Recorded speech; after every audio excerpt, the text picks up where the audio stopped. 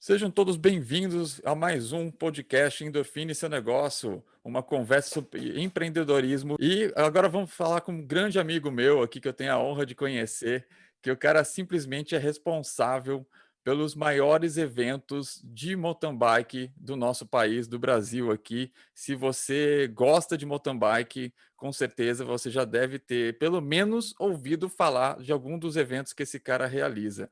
Rogério, meu amigo Rogério Bernardes, ele é o cara do mountain bike. Então eu vou deixar para ele se apresentar e aí a gente começa a falar um pouquinho mais sobre o Rogério como empreendedor. Seja muito bem-vindo, Rogério.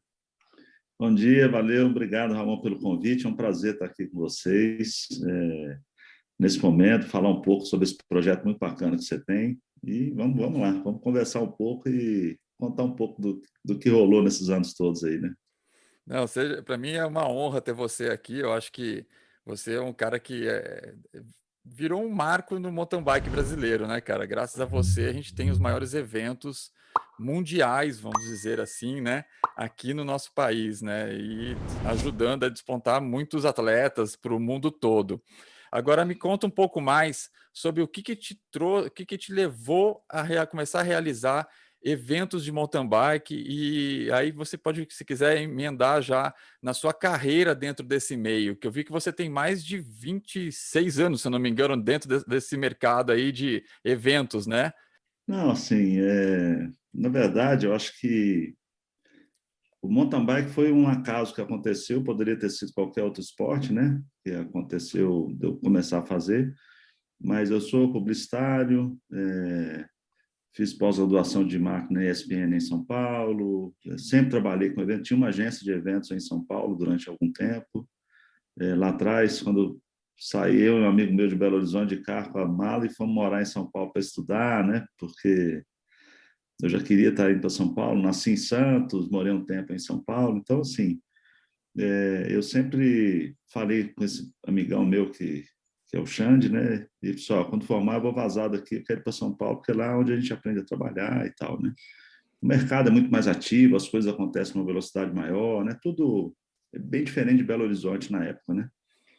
E, e isso eu já formei e comecei a estudar aí, estudava à noite, trabalhava de dia, então passei um período bem intenso aí, sabe? Não vou falar Sei. de sofrimento, não, mas foi um período difícil, assim, que eu acho que ninguém sabe, né? Mas a gente passou muito perrengue aí nessa vida nossa, né? É Graças bom a Deus, que faz a gente crescer nesses momentos também, né? Esses momentos é, difíceis é quando a gente realmente cria forças aí para alçar voos maiores, né? então assim, então foi um período difícil, que a gente chegava em casa às 11 horas, meia-noite, 6 horas da manhã já saía para trabalhar na agência, eu trabalhava numa agência de promoção e propaganda, sabe?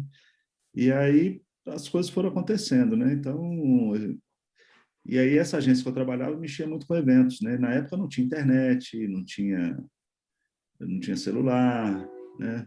Não tinha impressora a lei, não tinha impressora colorida. Então, eu já, só para vocês terem ideia, eu já vacinei, né? Então, para vocês terem ideia aí da idade do coroa. Boa!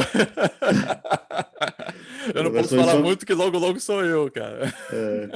então, assim, era um período muito bom, de muita intensidade, né? Era muito mais físico, né? Então,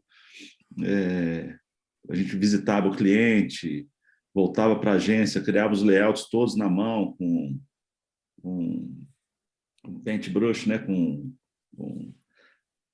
aerógrafo. Então, assim, as cores eram tudo mais difíceis, os layouts eram muito mais difíceis. Então, você tinha uma veia, você tinha que ter um conhecimento e um dom para publicidade muito maior do que hoje, né? Que você tem milhares de ferramentas e a Exatamente. internet para fazer, né? Sua E criatividade foi muito bem trabalhada, então, né? então, assim, eu acho que isso é um diferencial, sabe? Inclusive competitivo nos dias de hoje, né? Então, assim, Sim. essa bagagem que a gente acaba carregando, né? E nessa época o Xande, que é esse amigo meu, sempre ilustrou muito bem, então a gente fazia dupla de criação. Então, eu trabalhei na área de criação durante muito tempo em agência. E aí depois comecei a trabalhar a parte de eventos, enfim, é uma coisa que eu sempre gostei, dessa parte dinâmica, sabe? Então, quando a gente, patrocinador, pediu uma faixa, vamos fazer uma faixa aqui com 30 metros por 4, cara, tinha que alugar um galpão, costurar a faixa e fazer a logomarca na mão, sabe? Então, era, eram coisas muito grosseiras, pensando em hoje, né? No que a gente tem de recurso hoje. Para você ter ideia, eu tinha uma empresa de outdoor aqui no interior onde meus pais moram. Eu mesmo colava as 32 páginas de outdoor, colocava lá às vezes sozinho, fazia o grude com a minha mãe em casa, ia lá, colava as páginas. Então, assim, são coisas que a gente ajuda a gente a crescer, né? Então, e na época a gente não percebe o tanto que isso foi importante, né? Hoje a gente olhando para trás, como foi importante colar as páginas lá no outdoor e saber ter aquele discernimento de quase cair lá de cima, de já ver a escada cair na cabeça, do grude cair todo, você não conseguir ter que voltar a fazer o grude. Enfim, são histórias que vão te moldando, sabe, ao longo dos anos. Então, eu acho que eu tive esse prazer de ser a última geração aí que viveu esse momento não digital, sabe? E agora eu vejo da onde você vem com essa mão na massa, né? Porque eu tive a oportunidade de É, acompanhar você no evento e eu vi o quanto você realmente bota a mão na massa. Você tem bastante funcionário, tem bastante gente trabalhando para você, mas nem por isso você deixa de realmente ir lá e sujar a mão, né? Botar o pé no barro, é, como a gente fala, né? é uma coisa que eu gosto, sabe? Não é uma coisa que eu vivi, né? Eu acho que esses exemplos, né? Eu estou contando isso aí, eu nunca falei isso em nenhum lugar, né? Então, é a primeira vez que eu estou comentando, que está vindo a minha memória aqui, né? Ah, que legal. Mas eu acho que são coisas que acabam moldando a gente durante a vida. Então, o fato de eu não viver esse mundo digital nesse início foi muito importante, eu acho, para a minha formação, principalmente na área que eu trabalho, que é a área de eventos. Então, é uma coisa que eu gosto. E aí, a partir disso, eu acabei trabalhando em São Paulo durante muito tempo, aí depois eu trabalhei um período na Fiat Automóveis, eu estava lá, eu ganhei uma concorrência de um calendário de fim de ano, e, e aí quando eu fui produzir o calendário, a gente chegou com layout feito à mão, né? Porque não tinha impressora colorida na época, como eu disse. Aí quando eu cheguei lá com o layout, ele foi aprovado, você ganhou a concorrência. Aí eu fui para lá, só que tem algumas, eram 12 lâminas, né, dos 12 Certo. meses, e cada lâmina nós pegamos um processo produtivo da fábrica na época, sabe? Então, a Fiat, então era muito bacana, pegava linha de produção, área de pintura, ficou muito bonito o layout, sabe? Bacana. E aí, das 12 imagens, acho que 4 ou 5 imagens o diretor não gostou. Falou, mas essas imagens aqui que estão aqui, o diretor não gostou. Nós vamos ter que mudar esse conceito. E a gente fazia ilustração em cima da fotografia, né? Assim, então, Certo. aí ele falou o que ele queria e o prazo estava muito curto, sabe? Aí eu lembro bem que eu estava lá nessa área de comunicação, eu falei, olha, nós não temos prazo e tal. Eu falei, você tem máquina fotográfica? Eu fui fotógrafo durante um tempo de estúdio e também fiz curso de como fotografar cavalo, enfim, eu fazia um monte de cursos. Essa parte de conhecimento eu sempre trabalhei muito, sabe? E na época não tinha a câmera digital, cara. Sabe, não tinha câmera digital. E aí eu falei, tem máquina fotográfica? Tenho, né? Bacana. Pra você ter ideia, não daria tempo de eu fotografar em filme colorido para mandar para o laboratório, que Para demorava 2 dias para revelar. entregar, para depois eu ver, para depois ampliar e etc. Então, eu disse, olha, você tem filme preto e branco? Eu falei, tem. Tem laboratório aqui na Fiat? Tem. Eu posso usar? Posso. Aí eu fui, fotografei, revelei o filme, ampliei as fotos e mostrei as fotos de um dia para o outro. Eu trabalhei a noite Nossa toda fazendo Senhora. isso. E aí então, mostrei as fotos, os caras falaram, cara, mas você fez todo o processo? Eu falei, porque na faculdade eu fiz muito isso e levei muito a sério a parte da fotografia, sabe? Somos E, dois. Eu também, e é, também fui firme no laboratório. Eu matava a aula para ficar no laboratório de fotografia. então, aí eu pegava, já fiz muito cardápio, enfim, os fotógrafos todos tinham lá, os professores ficaram grandes amigos meus, então a gente pegou trabalho juntos e tal. E aí no dia seguinte de manhã eu cheguei com as fotos, falei, cara, mas você fez tudo? Fiz. Aí, beleza, entreguei. Na hora que ele aprovou, que eu estava indo embora, eu falei, então está resolvido, eu vou levar para São Paulo, eu morava em São Paulo, vou para São Paulo, só finalizar as ilustrações e volto com mando as artes para cá. Um overlay, né? Porque a gente pegava a ilustração, colocava o papel. Para quem não sabe o que é overlay, né? Acho que a Aham. maioria nem vai A saber o que é maioria. isso aí. Eu acho que 99% já nem sabe o que é isso, né, cara? E aí colocava o overlay e ia marcando, ó, aqui é 30% magenta, 20% cian, né? Então, assim, hoje eu consigo chegar numa cor, naturalmente, chegar e já saber a mistura de cores que tem ali. Hoje em dia, ninguém precisa saber disso, né? Hoje é Você só se RGB, clicar. o CMYK acabou. Hoje é RGB. É, então, assim, na época eu tinha Pantone, que eu tinha um catálogo de É. Pantone. Então, assim, essas coisas me ajudaram muito. Então, assim, aí, na hora que eu entreguei o serviço, que eu cheguei, aí fui para São Paulo, fizemos uma ilustração, no dia seguinte eu estava com tudo pronto lá para produzir. Aí entreguei lá fiz a parte de produção gráfica numa gráfica de São Paulo, depois de aprovado, e fui, da mesma semana, eu entreguei todo o material. Aí, na hora que eu cheguei lá, que eu estava indo embora, eu falei, eu queria conversar com você e tal, um dos gerentes lá, falou, eu queria te convidar para vir trabalhar aqui na área de comunicação interna, que é uma house aqui dentro, você entende tudo, Legal. aqui é tudo terceirizado, a gente terceiriza a revista, terceiriza as coisas, e você toparia? Eu falei, toparia. Aí eu larguei tudo de São Paulo e vim para Belo Horizonte, voltei para Belo Horizonte. Voltou para Minas. E aí nisso eu já tinha acabado de casar, aí voltei casado já, que eu também era uma das coisas, né? Tinha minha família aqui já em Minas, que eu queria ficar mais próximo dela também, meus pais, né? Que tinha um hotel fazenda aqui em Carandaí, que é onde eu estou agora. E as coisas foram acontecendo na vida da gente, né? Aí eu fiquei uns 3 ou 4 anos na Fiat. Aí eu eu produzi uma revista com 28 páginas mensal lá né, que era uma loucura produzir conteúdo para aquilo. Então a função nossa na agência era controlar o clima da empresa, sabe? Tinham 30 mil funcionários, Nossa. enquanto as fábricas em São Bernardo aí da Volks, Ford, Chevrolet tinham greve direto, a Fiat estava não sei quantos anos sem greve, produzindo a todo vapor. Caramba. E Então você aí a tira de gente letra. Hoje em dia, realmente, isso tudo realmente te calejou para tirar de letra os eventos, né? então assim tinha muita coisa. Aí a gente era como se fosse uma house dentro da fábrica e a gente cuidava do clima da empresa. Então assim, aí o gerente lá da área de montagem, por exemplo, ó, tô querendo ele ia lá na área, conversava lá com a gente, falava, estou querendo fazer alguma coisa legal para motivar o pessoal. Então ele fazia o briefing e a gente criava uma campanha para a área dele, Certo. entendeu? Aí a outra área de pintura precisava de alguma outra coisa, fazia o briefing e a gente criava uma outra campanha, área de nutrição, enfim, a gente cuidava da fábrica inteira, né? Então era uma alta produtividade mesmo de conteúdo lá dentro, sabe? E foi um período muito bom, ganhamos alguns prêmios da BERJ, né, que é um prêmio nacional da comunicação, com a revista que a gente Aham. tinha, com outros folhetos também. E aí a parte de inteligência da fábrica, né? Então a gente trabalhava direto com a parte de inteligência para poder avaliar as coisas. E era uma guerra assim de tipo o sindicato marcava uma reunião importante lá para não sei o quê, a gente marcava um show da Ivete Sangalo no mesmo dia, na mesma hora. Tipo, o pau quebrava, viu, filho? Que é isso? Então, assim, era muito legal, cara, era muito dinâmico. E foram anos, anos e anos. Acho que não tem, nem lembro de greve na Fiat. Um conceito de trabalho muito diferente, né? O pessoal de Minas Gerais é bem diferente. É, a parte de relacionamento, né, de São Paulo, então isso ajudava muito.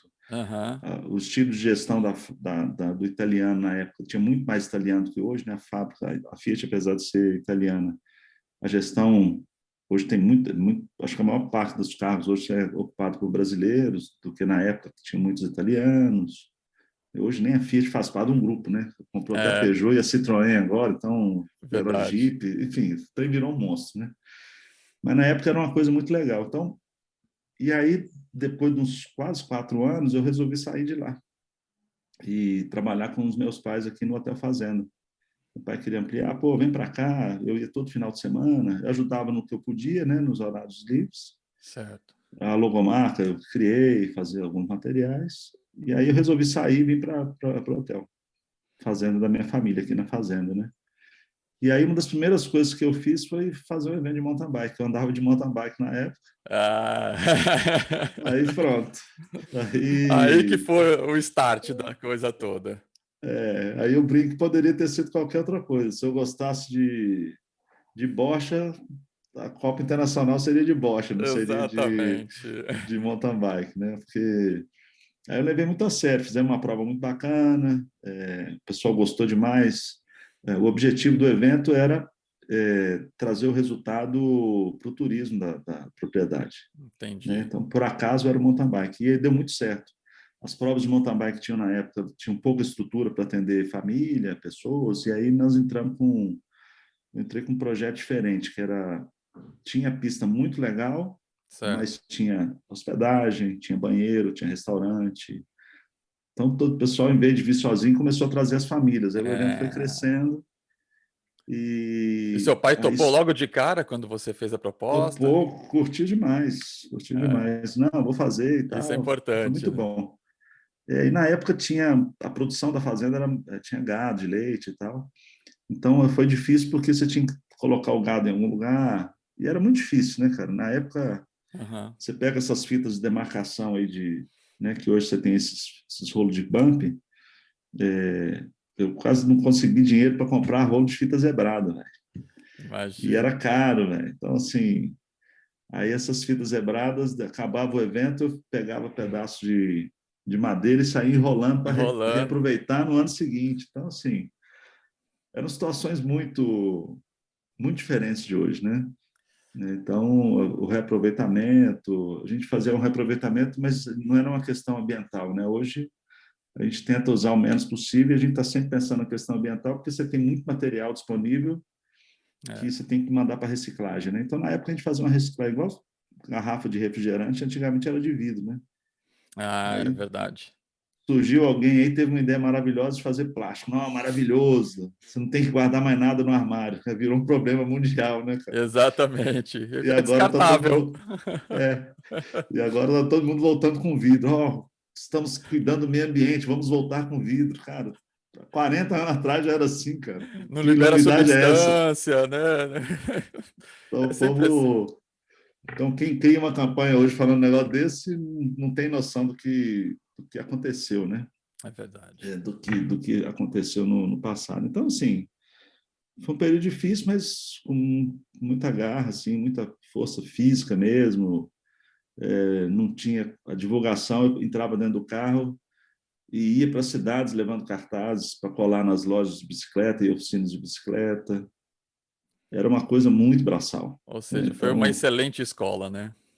então, assim, é uma escola muito diferente, né? Depois veio a mala direta, eu comecei com a mala direta no correio, a gente mandava 20 mil malas diretas. Não, eu gastava dinheiro demais. Tinha que etiquetar tudo, depois tinha que ser, É, o correio começou a exigir mandar os blocos separados por CEP, aí você tinha que separar. Nessa mala direta já ia a ficha de inscrição, o cara preenchia e mandava por fax. O fax tinha acabado de chegar há pouco tempo. Eu lembro que eu vi a primeira vez um fax chegando no papel de um documento de São Paulo, né? Então você vê como é que eu falei, cara, o que é isso aqui? Está saindo de onde? Não, o cara está colocando um telefone lá em São Paulo e está saindo aqui para você agora. Ah, você está é. mentindo, né, velho? Não, pra você ter uma ideia, eu usava, né? Que eu tive que meio que abandonar essa técnica. Quando eu converso com o cliente, quando eu faço um logo para um cliente e tal, e o cliente quer muita cor e tal, eu falo assim: olha, antigamente eu usava essa tática. Eu falo assim: ó, imagina você colocar o seu logo num fax, como é que vai sair do outro lado? É tanta É, cor que vai sair um borrão. Hoje em dia, você é. falar isso pro cliente, o cliente fica: fax? Oi? O que você Que tá é isso? falando? É. Não, Né? facsímile, né? O nome técnico é É, facsímile, para quem não sabe, né? Não era, aí depois virou fax, né? exatamente. E o negócio era tão caro, gente, que em Belo Horizonte, por exemplo, tinham lojas que você podia passar e receber fax, e custava caro, velho. Então, assim, muito louco isso. Então, É muito louco. então, na época, as pessoas iam para os Estados Unidos não era para comprar celular, era para comprar fax. É, Era verdade. caríssimo, então via os fax top lá, com telefone, secretária eletrônica, imagina, que loucura, né? Então, assim, eu colocava duas linhas de telefone, arrumava um fax emprestado com alguém e colocava mais o que eu tinha e deixava rolos e rolos, porque tinha o dia final, as pessoas passavam fax e o comprovante de pagamento. Ah, Ia chegando rolos e rolos, a gente colocava aquilo, aí depois juntava, separava por categoria, era uma quantidade de loucura. papel, né? Coisa. Nossa, papel pra caramba. E aí pegava isso tudo, tinha que arrumar 30 pessoas para digitar aquilo tudo, cara. Ah, velho, aí Nossa Senhora. era duro, viu, cara? Até Então, é assim, legal a gente ilustrar, porque o papel do fax ele é muito parecido com o papel da maquininha de cartão de crédito, né? Ele sim, é térmico, né? Então com o tempo ele também escurece, né? Ainda tinha sim. mais essa, né? Você perdia os documentos porque ele escurecia, sumia É. os Então, comprovantes, assim, né? foram coisas que a gente está ilustrando aí que acho que foram muito importantes nesse caminho, né? Nessa cada nossa. Então, hoje, quando a gente vê a Copa Internacional e a gente tomando decisões igual há alguns anos, que nós não vamos ter mais cartaz impresso. Cara, isso foi muito difícil, porque era uma coisa que vinha de um passado muito distante, né? Que fazia parte da raiz. Mas a gente tem crescido, né? E eu tenho aprendido muito com os jovens, né? Com meus filhos, né? Um tem 21, outro tem 23, né? As pessoas que trabalham comigo, né? Assim, na parte de assessoria de imprensa, né? Aprendi muito com a Maritza, aprendo agora com o Chico e com o Pedro, e assim vai, né? Então, você tem que estar com a mente aberta aí para aprender com os outros, né? Só tem figura na equipe, né? Eu tive a oportunidade de É, conhecer todos. Olha, só gente fina. é, É incrível. Isso é legal, né? Porque é, eu percebi que realmente vocês têm um clima de família, né, na equipe. é. Isso é muito importante, né? Eu, Isso é uma coisa que eu faço muita questão, sabe? A gente já tem uma série de compromissos, nós não podemos errar. Então, a gente pode fazer isso de uma maneira fácil ou de uma maneira difícil, né? Então, eu escolho sempre a mais fácil, que é com alegria, com brincadeira.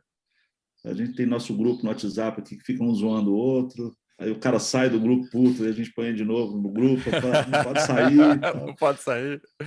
Então, assim, aí tem uns que são de esquerda, outros que são de direita. Ixi, isso aí vai longe. Então, assim, aí agora nós tivemos que criar um grupo que é proibido falar de política. Boa. E Um futebol fica também, né? não, futebol ninguém tá nem aí para esse treino, não. Ah, que Eu bom, já, que bom. apesar de eu ter história longa com futebol, eu já não curto mais, assim, sabe? Eu acho que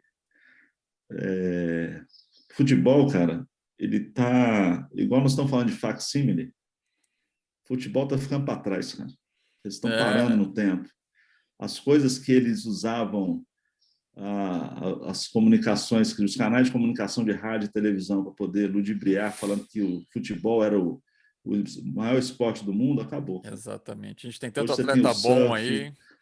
hoje você tem o surf, você tem o mountain bike, você tem o BMX, você tem a ginástica olímpica, acabou.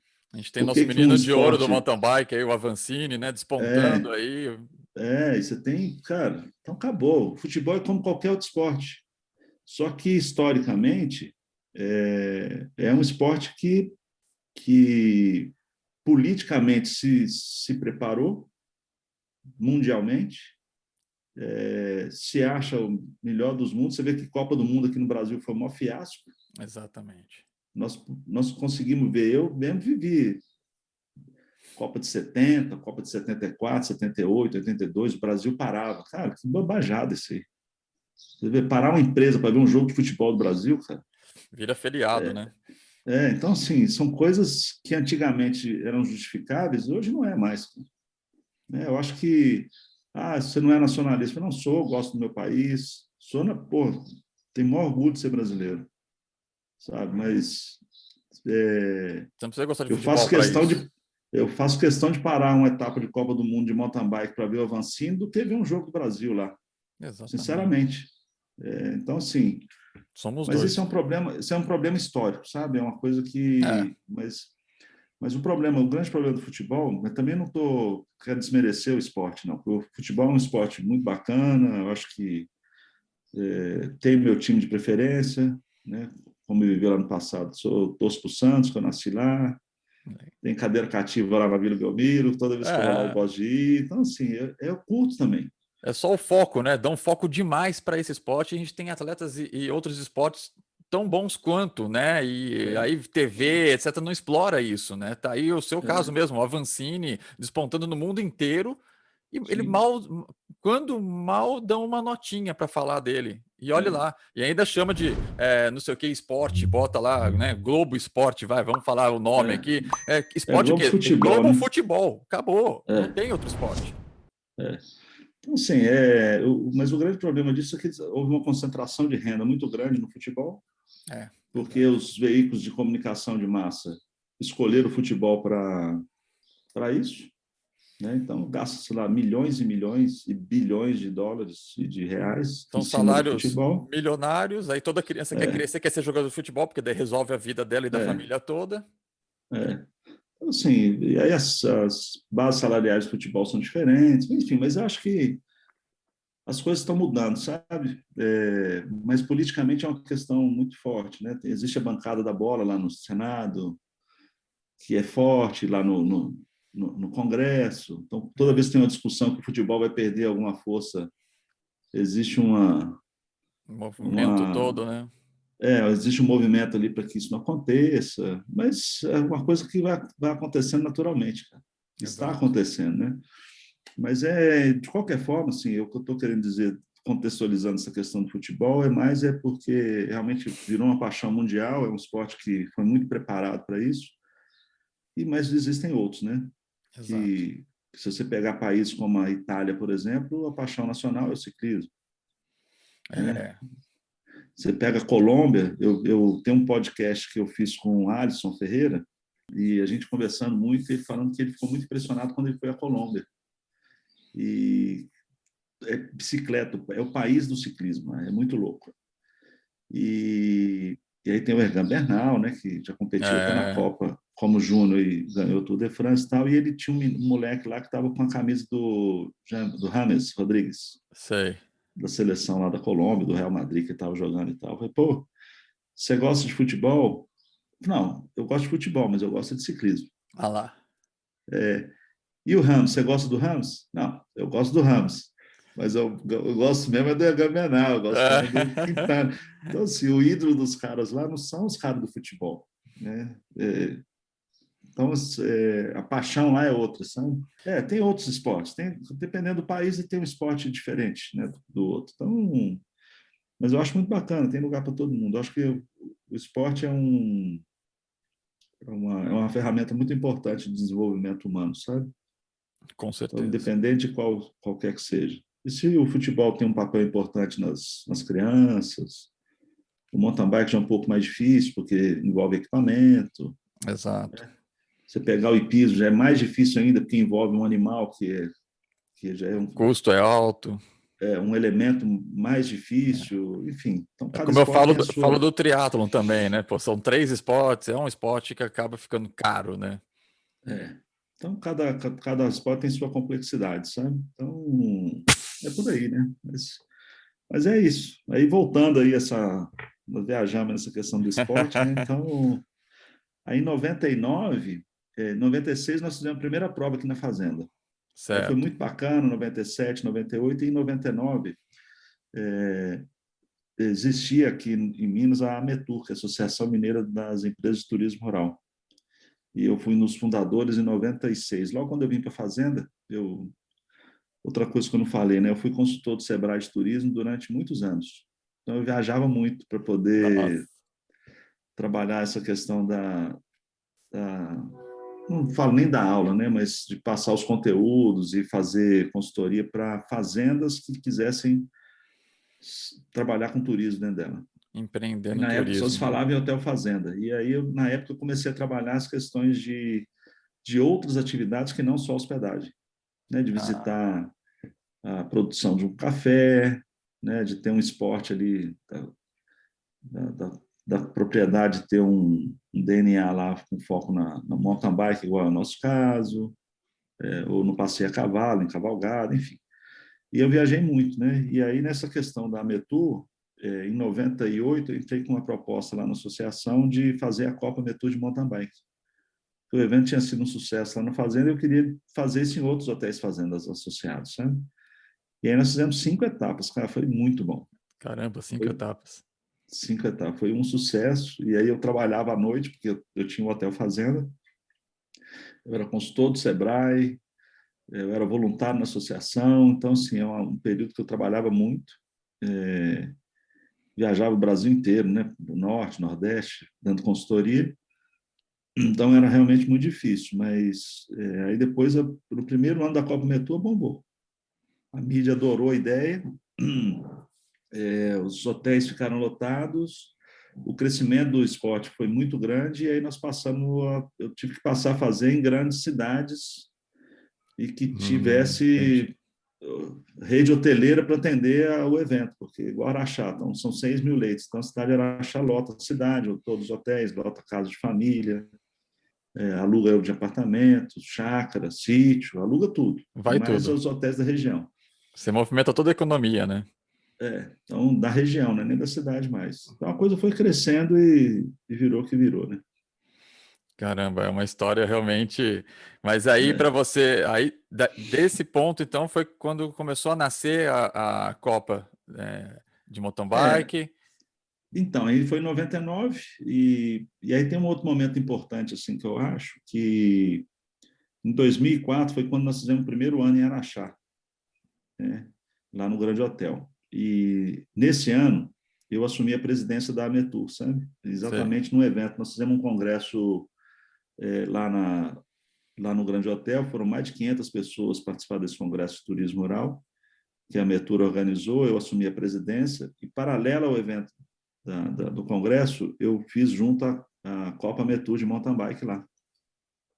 Então, e aí a coisa começou a deslanchar lá em Araxá. Eu já tinha ido em Araxá, feito um trabalho nas fazendas, já tinha um histórico meu lá na região, visitando propriedades, dando palestra para os empreendedores, enfim.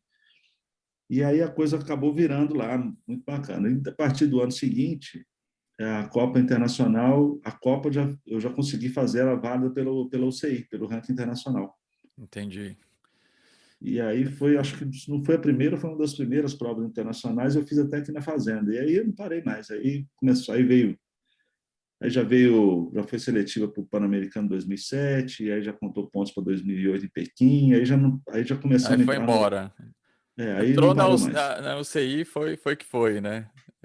E aí eu comecei a fazer, aí o Sebrae me ajudou muito de novo nisso, porque a gente queria fazer um evento muito diferenciado do que já existia. Aí nós começamos a montar áreas cobertas na feira com 2 mil metros quadrados, para poder atender o público com qualidade. E aí nós demos Outro uma outra salto, né? visão, outro salto que foi o investimento na feira do evento, sabe? E aí foi muito bacana. Então, e aí hoje nós estamos na condição assim, de ter 3 etapas por ano. Esse ano vão ter 3, mais a etapa de Congonhas, que é do ano passado, né? E, e aí, nesses anos todos, a gente foi crescendo e tendo mais importância, né?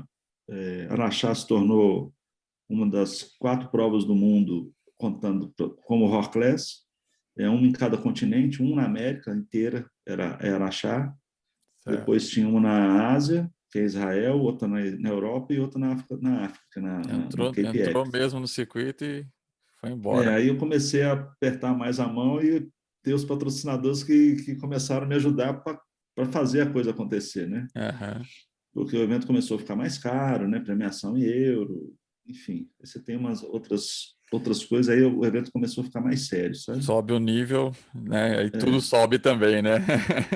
Então, e aí começaram a vir atletas de mais de 20 países, né? O ano passado, largando em 2020, lá em Araxá, largou o Avancini, que é campeão mundial de 2018, e o Léo Paes, que é o campeão mundial de 2019, 2020, né? De maratona. Ah, Os caras largando, você vê campeão do mundo lá largando. Então, então, é muito. é Tá, muito legal. nós ganhamos muita importância, né? Atletas campeões aí dos seus países na Europa, Israel, América Latina toda, enfim, aí o pessoal é muito bacana ver esse movimento assim das pessoas virem para competir conosco, é uma responsabilidade bastante grande. Você foi responsável um dos responsáveis pelo trajeto, né, nas Olimpíadas, né, de mountain bike. Nas Olimpíadas Foi, aqui no Brasil, a prova de mountain bike, você foi um dos responsáveis, né? eu fiquei responsável pela construção da pista. né? Ah, Toda a parte de construção eu que cuidei, né? A UCI tinha já um projeto com um traçado lá dentro e à medida que eu trabalhava, a gente foi descobrindo novos trechos e aí quando tinha novos trechos a gente apresentava, limpava e tinha um gerente, né, do comitê da área de mountain bike. E aí nós fizemos várias sugestões de mudança pela experiência que a gente tinha, então eu aprendi muito e pude contribuir bastante, né, com a experiência que a gente tinha, né, com a bagagem que a gente tinha. E ficou uma pista muito bacana, sabe? Gostei muito do trabalho lá, foram mais de 2 anos trabalhando lá. foi um belo evento. Então ficamos 2 anos lá, debaixo de chuva, sol, chegava lá às 6:30 da manhã todo dia, saía às 5:30, 6 horas da tarde, eram 10, 12 horas por dia trabalhando. Pô, mas 2 anos fazendo uma pista de mountain bike porque não era só a pista. Exato. Então você tinha toda a parte de estrutura de cabeamento de transmissão, toda a parte. Então eu Tem peguei o parte projeto inteiro para. ecológica, tem muita coisa envolvida para. Não é só simplesmente você chegar e ver tudo bonitinho, você não sabe o suor e sangue, lágrimas que foi deixado ali naquela área, né? Então fizemos túneis, fizemos Rock muita coisa. Garden.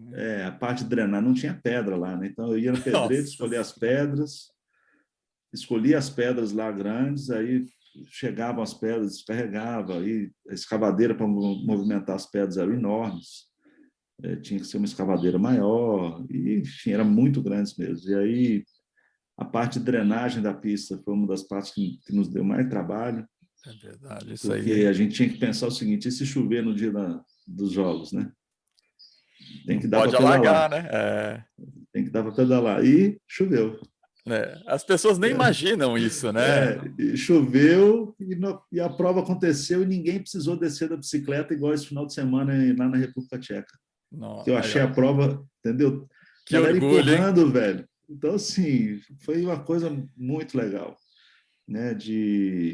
Nos 2 anos que a gente esteve lá, houveram alguns incêndios lá na área da pista, Nossa, porque no fundo tem uma comunidade lá, eles colocavam fogo por causa de pasta e tal, e o fogo entrou para dentro da pista em 2 anos, e chegando na Olimpíada, eu convenci o pessoal a fazer um acero em volta da pista para não pegar fogo dentro. tá. E aí nós fizemos uma estrada em volta e pegou fogo de novo. E aí, se você olhar as imagens dos jogos, Ah, você vai ver que dentro da pista estava tudo verde e do lado externo estava tudo queimado. Então, nós conseguimos conter o fogo para olha não entrar. só. Então, tem muita história, sabe? Que a gente participou, que a gente pôde contribuir muito, assim, sabe? Eu conversei no último podcast com o Schubert, não sei se você conhece ele, que é Conheço. ele faz os eventos de ciclismo, né? Agora ele está com ciclismo virtual, e ele falou Uhum. mesmo que nós somos muito técnicos, nós somos um dos melhores em construir eventos em Sim, pista. Você está aí, é prova disso, né? Porque é mal do brasileiro ter essa síndrome de vira-lata, né? Achar que lá fora tudo é melhor. E você acabou de dar sim, um exemplo aí que realmente o nosso tem uma qualidade técnica bem superior a muitas provas que acontecem pelo mundo, né? sim. A UCI faz sempre curso de reciclagem com os comissários, né? Que vão em todas as provas do mundo inteiro. Sei lá, são quantas mil provas são. E a Regina e outros comissários, até os comissários internacionais, os canadenses e tal, a gente às vezes troca ideia, a gente fica conversando e tal. E eles falando assim, no curso de reciclagem, toda vez a Copa é exemplo lá, positivo, sabe? As pessoas falam, olha, um organizador que faz isso, isso e isso, a Copa Internacional é sempre citada como um exemplo positivo, sabe? A largada nossa com música, que eles ficam a primeira vez muito inseguros, olha como é que dá certo. Cara, a gente tem o controle total de tudo, né? Então, às vezes o cara chega pela primeira vez e fala, não, mas você vai apitar? Não, não vamos apitar, pode ficar só olhando aqui que Fica não tem que fazer tranquilo que você mais vai nada. saber a hora de largar. Não, e ninguém vai queimar? Não, ninguém vai queimar, pode ficar tranquilo. O atleta ele já sabe como é que funciona. Não, e a categoria de trás? Não, pode ficar tranquilo que ele já sabe que a hora dele é depois.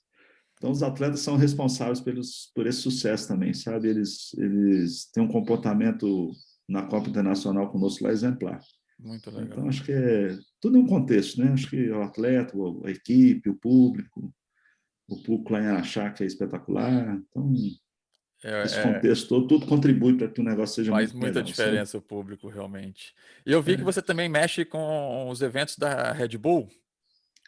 Eu fiz um tempo, sabe? A Red Bull já me contratou para fazer alguns eventos, mas sempre focado em mountain bike. É, por exemplo, lá atrás, a gente fez uma proposta para a Red Bull de fazer o Desafio dos Profetas, em 2005, foi lá em Congonhas, e foi muito bacana. O evento, putz, foi em 2005, você vê, já estão 16 anos. Até hoje eu ando, às vezes lá estou andando em Congonhas, as pessoas, pô, e aquele evento descendo as Marcou, ladeiras né? lá, não vai ter mais? Então, assim, marcou muito, sabe? E o evento foi um sucesso. E quando eu fui apresentar essa proposta lá na Red Bull, em São Paulo, nós fomos falar de um evento que seria dentro da mina de ouro em Mariana. Nossa, conheci essa mina. Eu já tive a Então, nós oportunidade de fizemos lá conhecer. em 2006 o evento lá, sabe? Só que aí, na hora, lá foi muito legal, que na hora, não, tem a mina de ouro, eu falei, mas tem um evento antes que a gente pode fazer. Aí eu comecei a desenhar assim, os profetas, o tema de Síria e tal, a gente faz os obstáculos. Aí eu falei, não, então bacana, monta o orçamento lá, monta o projeto. Aí o projeto saiu assim do nada lá no meio da reunião, sabe? Eu já também estava na cabeça, né? É. E aí foi um sucesso, e aí nós começamos a trabalhar, jogamos o Desafio da Mina para 2006. Aí nós paramos a mina, ficamos lá uns 6 meses fazendo a pista lá dentro, escavando áreas que já tinham sido entupidas com cascalho, né? Há mais de 50 anos, e conseguimos fazer um trajeto lá dentro da mina. Foi um sucesso. Foi ao vivo na Globo, no horário nobre de domingo, no Esporte Espetacular, foi no Sport TV. E aí depois teve um evento em Ouro Preto, que eles me chamaram para fechar a trilogia lá com o evento de downhill lá dentro da cidade. E teve um evento lá na Amazonas também, que eles me convidaram para ser o curador. Eu não era organizador do evento, mas eu fui como curador da competição de mountain bike. Então foi muito legal. Muito bom. Bom, vamos trazer aqui então para a nossa parte de dicas, né, para os empreendedores. Hoje você tem o site, você trabalha com o site dos eventos. No meio de Sim. divulgação, você trabalha redes sociais, você tem, não sei, embaixadores, você faz e-mail marketing, disparos por WhatsApp. Como você trabalha hoje a divulgação dos seus eventos? Hoje, né, o principal canal que a gente tem é o site nosso que a gente tem. Né? Acho que lá estão todas as informações, regulamento, local de fazer inscrição, os protocolos de Covid, calendário, tudo. Está tudo lá Certo. concentrado no site. Só que, paralelo ao site, a gente, quando coloca uma matéria no site, ela é divulgada nas redes sociais, para que as pessoas saibam o que rolou aquela matéria e quem quiser saber mais, entra lá dentro do site para saber a matéria completa, né? Entendi. Então, você tem a conexão das redes sociais com o site, um dando suporte para o outro, acho que é assim que a gente tem trabalhado hoje. Quais são as redes Para sociais que você trabalha? Hoje, basicamente, é o Instagram, né? Instagram. O Facebook está lá porque está, mas Só para constar. para constar, muita gente ainda só tem o Facebook, mas hoje você pensar é só Instagram. Exato. Né? Eu gosto muito do Twitter, apesar de não usá-lo muito como... Eu não tenho tempo para ficar colocando as coisas lá, mas de vez em quando eu coloco, eu tenho o meu pessoal e tenho do evento. Então, Certo. quando eu posto alguma coisa no Instagram, já sai no Facebook e no Twitter. Entendi. O Twitter tem lá 1.000 e poucas pessoas, não chega nem a 2.000, mas é um tipo de pessoa diferente, que curte mais a informação. Então, é um perfil diferente ali, sabe? Sim, é. Então, a gente pega essa parte de rede social. Tem alguns atletas que... A gente tem algumas matérias que a gente faz, alguns conteúdos que a gente tem trabalhado esse ano, que gera muito engajamento contando as histórias desses 25 anos. Porque nós estamos vivendo um período de pandemia. E Certo. aí, o que está rolando? Não tem conteúdo de prova. É, Quem verdade. ganhou a prova? Quais são as chances para a próxima etapa? Qual a equipe que o cara está? Cara, nós perdemos totalmente o conteúdo. Então, a gente está vivendo um momento onde nós viramos tudo de cabeça para baixo Mudou a e, estratégia. e aí nós mudamos a estratégia desde o ano passado, especificamente desse ano, mais ainda, mas desde o ano passado. Que o ano passado era aquela, teve Araxá, entrou a pandemia, mas marcamos as datas. Eu tinha expectativa de acontecerem as provas, mas elas não foram não aconteceram, né? Por Exato. questões óbvias aí, né? As coisas não aconteceram. E aí aí foi adiando até que adiamos todo o calendário de 2020 para 2021. E vamos fazer a final agora de Congonhas. Já tinha Certo. prova marcada em abril, já não deu para fazer, tinha prova em março. Então, assim, e à medida que as coisas foram acontecendo, e parece que agora vai, né? Se Deus quiser. Agora vai, nós começamos a trabalhar conteúdo. Então, nós criamos lá, por exemplo, 25 anos. Começou agora nós vamos contar os momentos importantes dos 25 anos. Então, nós estamos fazendo uma série. Agora começou uma série nas redes sociais e no site. Que bacana. Teve o primeiro. Aí nós começamos a contar, pô, a gente podia contar a história dos atletas. Então, nós criamos as lendas da CMTB. Olha que Então, aí, legal. então agora tem, aí nós começamos. Número 1, convidei o Avancini, porque ele estava como número 1 e tal do mundo. E também porque ele compete. E aí lá nós descobrimos que eu nunca tinha feito contas disso, né? Mas ele está lá competindo com a gente há 22 anos. Olha. Então ele entrou, ele competia com a gente moleque, mas eu nunca É. fiz as contas lá atrás quando que ele começou. E aí nós começamos a pegar histórias de amadores também, né? De pessoas que estão na over 65, mulheres que são amadoras. Aí pegamos a Érica Gramiceli, pegamos o Vando antes. Aí vai vir o Ravelli. Então, nós vamos pegar todas as personalidades que passaram para contar a história desse pessoal. Então, são lendas da CIMTB, pessoas que passaram, e toda semana a gente tem uma lenda. Que legal. Tá? Muito bom. Então, é uma maneira também de valorizar essas pessoas que estão lá atrás, que foram importantes e que abriram portas para os atletas que estão aí hoje. Né? Exatamente. O Avancini não está aí por conta própria. Né? Lá atrás teve o Ivani, né? Tem o apelido de Milk Boy. Lá atrás tem o Edivando, lá atrás tem o Ravel, que foi 10 vezes campeão brasileiro na elite, e por aí vai, né? Então você tem muita gente que abriu porteira, e as coisas foram acontecendo. Então criamos essa série. O ano passado nós lançamos um projeto que chama Clínica CIMTB, que era uma ideia de fazer um intercâmbio entre os atletas de elite e os treinadores Sei. com os atletas amadores, com dois objetivos, né? Conhecimento é tudo, eu acho, sabe? Então, com conhecimento, o atleta vai ter uma melhor performance e, principalmente, vai ter mais segurança na competição. Então, nosso objetivo era reduzir o número de acidentes nas provas, Entendi. que principalmente Araxá. Aí tem outras questões, por que nós fizemos isso, que eu acho que aí demora muito para explicar, mas o objetivo era esse, a clínica técnica. Certo. Gerar esse intercâmbio de conhecimento com os atletas e fazer uma leitura da pista para que os atletas entendessem naquele obstáculo a velocidade não pode ser tão alta, senão ele vai passar da recepção e vai cair, pode fraturar uma clavícula, um braço, pode quebrar o equipamento e tal. Nesse aqui você não pode passar muito devagar. Então, são 5 atletas por cada treinador ou atleta especializado. Então, nós vamos ter um momento específico na prova e esses 5 atletas vão estar com um cara que é muito técnico e muito bom no que ele faz para poder aprender a andar na pista. Pô, Então, muito isso aí. bacana isso, hein? Só que aí não teve prova, velho. Só É. teve Araxá. Aí nós criamos uma série clínica CIMTB. Então, para quê? Para trabalhar o conteúdo técnico para as pessoas que estão treinando, estão andando de bicicleta, mas que não estão conseguindo andar na Copa, né? Fizeram em vídeo? Como é que foi? Não, sempre com. A gente escolhe um tema, por exemplo, o último tema foi medidor de potência. Aí, Ah, sei. aí a gente escolhe 3 treinadores que tem mais o foco naquilo. Então, pegamos quem? Vamos, Abraão é um cara que começou a usar isso há 30 anos atrás.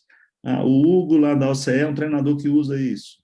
E tem o Marconi Ribeiro também, que é fera no negócio. Então, pronto, escolhemos 3, criamos conteúdo e o Pedro, que é o assessor de imprensa, criou isso aí. E aí tem outras várias. E como que esse conteúdo chega na pessoa? Você coloca no Instagram, é YouTube? Como que funciona? Então, a gente coloca no site a matéria completa, Certo? e isso é colocado lá no site. Tem um sistema de news, que a gente tem um sistema de disparo para a imprensa, que é um conteúdo muito legal para a imprensa, que eles estão gostando. E a gente faz a divulgação para o atleta e para todo mundo através das redes sociais. Ó, saiu como usar um medidor de potência. Olha esses 3 caras que são fera que estão usando. Clica aqui, olha lá, e o cara já vai para o site e vê o conteúdo, entendeu? Entendi. Então, essa geração de conteúdo ela tem sido muito legal nesse período de pandemia, porque nós não temos prova.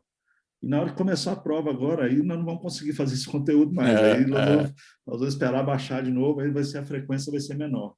Pelo menos E você aí mantém tem a galera em casa, né? Vamos dizer, né? Você é, mantém o pessoal ali ativo, sabendo o que está ativo. acontecendo, vendo que o negócio está rolando ainda. Você faz É, patrocinado? Não. não, normalmente Não. tudo lá é orgânico. Não faço patrocinado. Então, Entendi. nós estamos hoje com 75 mil seguidores no Instagram, que para nós é um número Muito bom. representativo Sim. para um conteúdo orgânico, sem patrocinador nenhum. A gente não patrocina nada, absolutamente nada. Então, e aí esses conteúdos eles têm aumentado o volume de seguidores, né? Então, quando o Vando coloca lá, os seguidores passam a conhecer um pouco mais da Copa e segue. E aí a gente vai Exato. pegando os seguidores de cada um dessas pessoas. Então, você me perguntou se a gente tem influenciador, né? Ou Isso. embaixadores. Embaixador, influenciadores. Então, nós não temos. Então, na verdade, o nosso maior embaixador é a história que a gente tem, né? Então, nós estamos usando a história a nosso favor, né? Exato. Muita gente passou por a gente. Então, e essas pessoas estão aí, né? E eu estou querendo valorizá-las e, ao mesmo tempo, elas vão entrando num bolo que vai fazer a coisa crescer, não só para nós, mas para elas também, entendeu? Então, é uma coisa que tá indo bem, vamos dizer assim, nessa questão desse volume de seguidores. Eu acho que a gente tem um volume orgânico lá de seguidores que não é volátil, né? Que as pessoas estão Certo, lá porque gostam. exatamente. Ainda mais agora vocês entregando bastante conteúdo, né? Porque teve uma época que eu vi, vocês mais falavam só da prova, né? Ah, vai acontecer a Sim, prova, isso e tal. Não é, tinha tanto conteúdo, que a gente chama de conteúdo rico, né? Que a pessoa possa sim, aproveitar, até mesmo quem não vai participar da prova, mas como agora você está entregando, como usa o potencímetro, como é que funciona a cadência, esse tipo de conteúdo que serve para todo mundo. A pessoa não sim, precisa ser competidora lá da prova, às vezes nem usar mountain bike, ela pode usar uma speed, mas ela entende como é que funciona, né? sim. Isso é legal. Então, sim, é uma parte que a gente deve isso aí à pandemia. Acho que vai ser uma coisa que está incorporada ao que a gente já está fazendo. Então, eu acho que é muito legal. Acho que o caminho está sendo esse. E falando sobre a prova em si, né, que agora vai ter Congonhas, as inscrições estão abertas. A gente tem aí a questão do Covid, que nós vamos obrigar, todos serão obrigados a fazer o teste para entrar. Nós vamos criar um ambiente mais seguro possível, onde quem está lá dentro fez o testagem, deu negativo. Então, para que o evento, como é que eu vou dizer, ele possa acontecer de uma maneira, se tiver onda roxa, onda amarela, onda vermelha, sei lá que cor que vai estar Independente a da onda cor aí. da onda, Nós estamos querendo criar um ambiente seguro. E para a cidade que está acontecendo, igual Congonhas, por exemplo, olha, nós estamos trazendo as pessoas para cá, mas só quem está no evento já foram confirmados em teste que eles são negativos. Então, nós não estamos trazendo problema para a cidade. e quando que O acontece a fato prova? vai ser de 2 a 4 de julho, Tá. agora, daqui a um mês, praticamente. E aí, Araxá, que é a primeira etapa de 2021, né? Porque essa de Congonhas é final de 2020 ainda. Aí Araxá e as outras etapas, possivelmente vai ser assim também. Então, todos vão ter que Tem fazer o teste. protocolo, né? A gente já tinha um protocolo que a gente tinha máscara, distanciamento e tal, mas essa do teste aí nós fechamos uma parceria com o laboratório, Ah, que inclusive de legal. Araxá. E é isso. Agora, nós falamos da Copa do Mundo no início, né? Quando surgiu a notícia da Copa do Mundo, aí foi uma repercussão global, né? Então, não estamos falando só de Brasil. E aí nós tivemos um ganho de seguidores também. No primeiro dia já foram 1.000 e tantos seguidores que a gente já ganhou só pela notícia, vamos dizer assim. Então, acho que o Conta para conteúdo quem não está sabendo da notícia, né? Que tem muita gente que não acompanha, mas o que vem a ser, né? Ah, como é que vai funcionar? Quando vai ser essa Copa do Mundo? E aonde? Então, está marcada, vai ser no Brasil, nós conseguimos trazer a partir do ano que vem uma etapa da Copa do Mundo em 2022. Depois de longos anos aí, nesses anos que eu estou falando aí, nós já produzi, acho que quase 80 eventos internacionais para o CI, todos muito bem. Então, eu fui escolhido para ser o organizador da Copa do Mundo aqui no Brasil, com muita honra, sabe?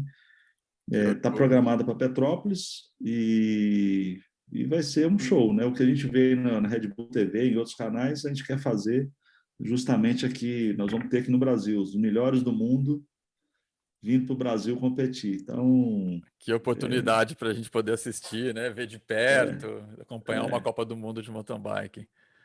então aí são coisas que para nós vai ser muito bacana. Acho que é um volume de pessoas muito grande. Nós estamos falando de um evento em Araxá, vamos dizer que a gente tenha lá 10, 15 mil pessoas assistindo a prova num dia. Mas esse dia nós vamos ter umas 20 mil pessoas limitadas com ingresso. Então, são questões assim que a gente tem que trabalhar ainda, que vai mudar um pouco. Nós vamos ter que aprender a fazer outro evento, né? Na verdade é essa. É Então, verdade. eu estou aí. Tira de letra. Aliás, eu acho que você gosta disso, né? Que mude um É, pouco, que saia da mesmice, né?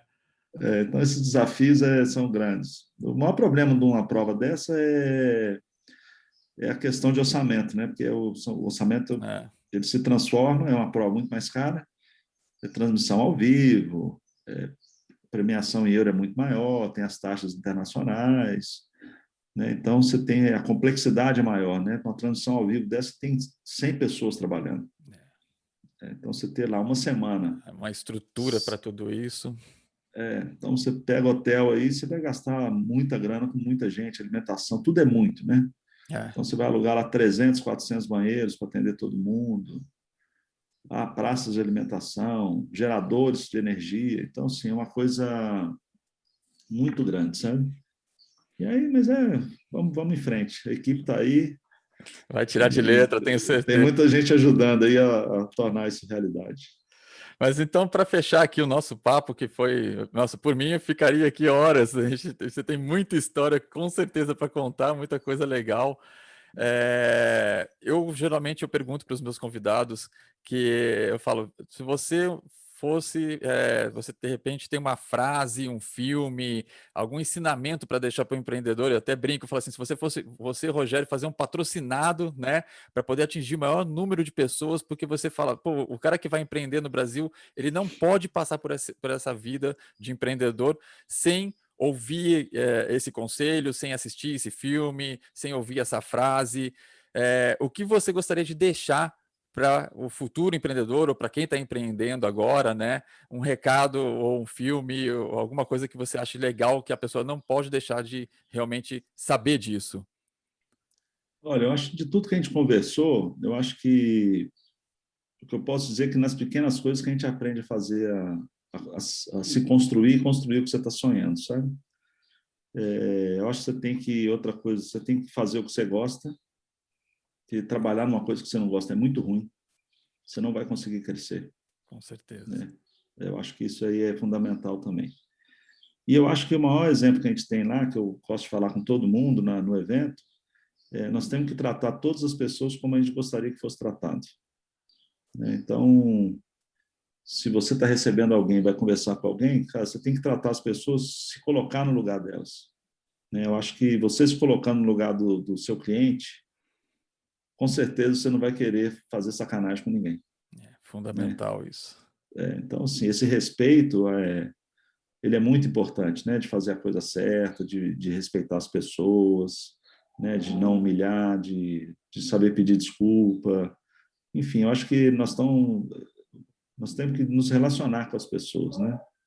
E esse relacionamento requer muito respeito. Então, em todos os níveis, na minha equipe com as pessoas, das pessoas, né? Você não vê nenhuma confusão na Copa que você teve lá com a gente lá. Eu não Sim. admito que ninguém distrate ninguém da minha equipe. Lá, 20, 30 anos atrás, quando a gente fazia evento lá, tinha atleta que vinha discutindo com a gente, falou, não, calma, não é assim que funciona. Então, são coisas que a gente foi construindo, por isso que a gente é muito respeitado, sabe? Ninguém... Acho que a gente tem que respeitar as pessoas, né? Eu acho que para ter um mundo melhor, né, cara? Eu acho que em tudo, né? Com certeza. Então, a partir do momento que você respeita e as diferenças, né? Igual nós falamos aí, cada um tem uns de esquerda e um de direita. Cara, em vez de um querer que o outro morra, né, velho? Não. Todo mundo pode ter sua opinião, só tem que saber É respeitar a só do próximo. opinião, né? Então a gente está vendo aí, teve um período da esquerda, agora tem um período da direita. Cara, Agora começam a falar é, de centrão, né? Cada hora. então, cara, que beleza que cada hora ter alguém de uma posição para que as pessoas valorizem aquilo que elas acham que é importante, que Exatamente. outras não acham que é. Se eu A for gente de tem que ouvir a esquerda, opinião do outro também, porque é igual um casal, né? Mas é, a gente tem, é muito diferente, mas muitas vezes isso dá certo, porque um é, completa o outro. É isso exatamente que sim. você está falando. Então, assim, e eu falo muito com a minha esposa, desde muito tempo a gente conversando, ela até brinca comigo até hoje, eu tenho quase 30 anos de casado, que os opostos se atraem, né? Exato. Então, as pessoas que são muito parecidas acabam tendo muito, né? Positivo não encontra positivo. Não vai, exatamente, tá aí. Então, não há conexão. Então, os opostos se atraem. Então, eu acho que as pessoas hoje estão muito intolerantes. Acho que a gente tem que aprender a conviver e respeitar as coisas, né? É o famoso respeite as diferenças, né? A gente tem Então, que. acho que a gente tem que respeitar, sabe? Eu acho que é uma coisa importante, né? Eu acho que é o que eu diria hoje.